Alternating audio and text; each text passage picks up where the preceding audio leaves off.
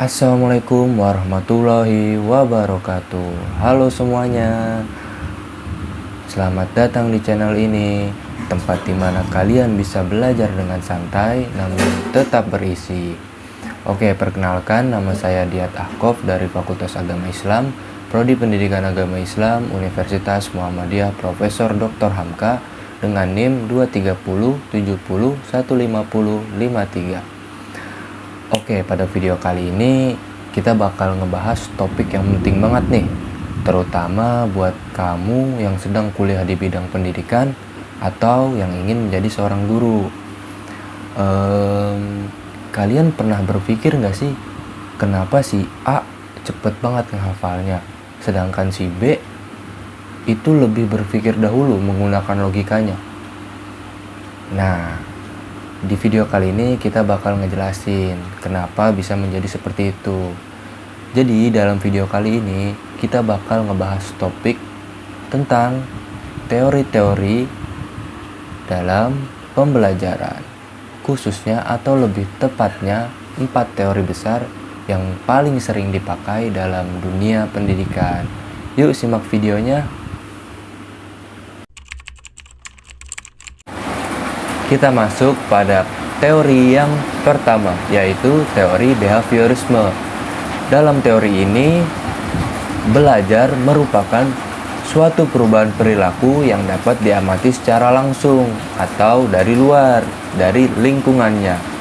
Tokoh yang terkenal dalam teori ini yaitu ada Ivan Pavlov, yaitu dengan eksperimennya yaitu seekor anjing dan juga lonceng. Lalu ada B.F. Skinner dan juga John B. Watson.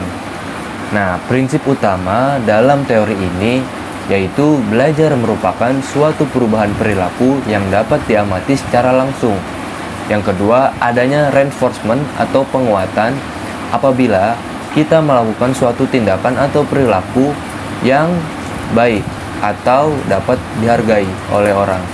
Nah, dalam pengaplikasiannya di dunia pendidikan atau di dalam kelas, biasanya guru memberikan suatu reward and punishment.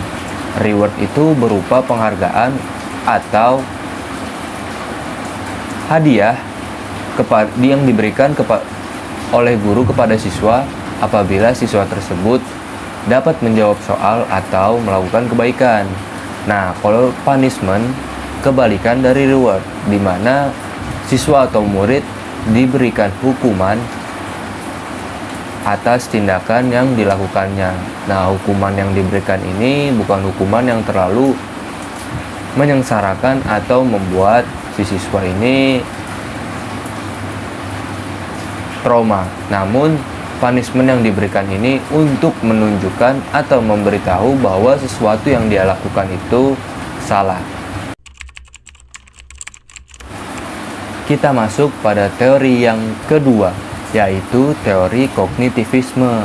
Nah, dalam teori ini fokus utamanya bukan hanya tindakan yang dilakukan oleh suatu siswa, namun juga cara berpikir, di mana tokohnya itu ada John Piaget dan juga Jerome Bruner.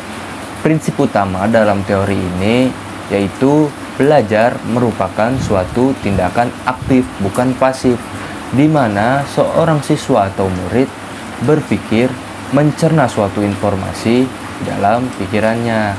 Nah, biasanya itu guru menerapkan dalam pengaplikasiannya di kelas, yaitu dengan membuat mind mapping, lalu memberikan suatu masalah atau problem based learning yang mengharuskan atau mengajak siswa untuk berpikir secara kritis. Kita masuk pada teori yang ketiga, yaitu teori humanisme, di mana teori ini tidak hanya berfokus pada otak saja, melainkan juga hati dan perasaan. Tokohnya itu ada Carl Rogers dan juga Abraham Maslow. Nah, Abraham Maslow ini mengungkapkan adanya hierarki kebutuhan, yaitu hierarki yang urutan yang pertama atau tingkatan yang pertama, kebutuhan fisiologis, yaitu makan, minum, bernapas, dan lain sebagainya. Yang kedua, ada kebutuhan akan rasa aman, saat seseorang atau siswa tersebut merasa aman dan nyaman dalam belajar. Yang ketiga, ada kebutuhan akan kasih sayang atau social needs. Nah, yaitu entah itu dengan pasangan, entah itu dengan teman, sahabat, guru, keluarga, dan lain sebagainya. Yang keempat, ada kebutuhan harga diri, di mana seseorang itu merasa dihargai dan diberikan penghargaan atas suatu pencapaian yang telah dia lakukan. Nah, tingkatan yang puncaknya, tingkatan yang kelima, yaitu aktualisasi diri, di mana seseorang bisa mengembangkan potensi individunya secara maksimal. Nah, prinsip utama dalam teori ini yaitu siswa menjadi pusat dalam proses belajar. Nah, terus juga keunikan masing-masing dari siswa. Ada juga apabila siswa belum memenuhi kebutuhan fisiologis atau kebutuhan rasa aman, mereka menjadi sulit belajar. Nah, kita sebagai guru harus menyediakan atau memfasilitasi lingkungan yang aman dan nyaman agar siswa bisa mengeksplorasi dirinya sendiri dan juga membangun sosialismenya. Kita sebagai guru nanti pengaplikasiannya bisa dengan cara menentukan atau menghargai setiap gaya belajar siswa, menyesuaikannya dengan metode yang bakal kita ajarkan. Nah, kita masuk pada teori yang terakhir atau teori yang keempat, yaitu teori konstruktivisme, di mana dalam teori ini berpendapat bahwa belajar itu adalah siswa membangun sendiri pengetahuannya melalui pengalaman. Nah, tokohnya itu ada Jean Piaget dan juga Lev Vygotsky. Nah, prinsip utamanya itu adalah student center learning, di mana siswa membangun pengetahuannya sendiri berdasarkan pengalaman yang telah dia alami atau yang telah dia rasakan. Nah, yang kedua, adanya interaksi sosial, yaitu diskusi kelompok. Nah, pengaplikasiannya dalam kelas, kita bisa memfasilitasi seorang siswa itu untuk berdiskusi dalam suatu kegiatan kelompok. Kita juga bisa memberikan proyek nyata atau problem based learning untuk siswa berpikir kritis. Sekian. Nah, jadi kesimpulannya, 4 teori ini memiliki keunikan dan manfaatnya masing-masing. Yang pertama, teori behaviorisme itu mengedepankan kebiasaan atau pembiasaan. Yang kedua, teori kognitivisme yaitu pemahaman lebih mendalam. Teori yang ketiga, humanisme, menekankan keunikan masing-masing individu dan juga berfokus pada perasaan dan potensi siswa.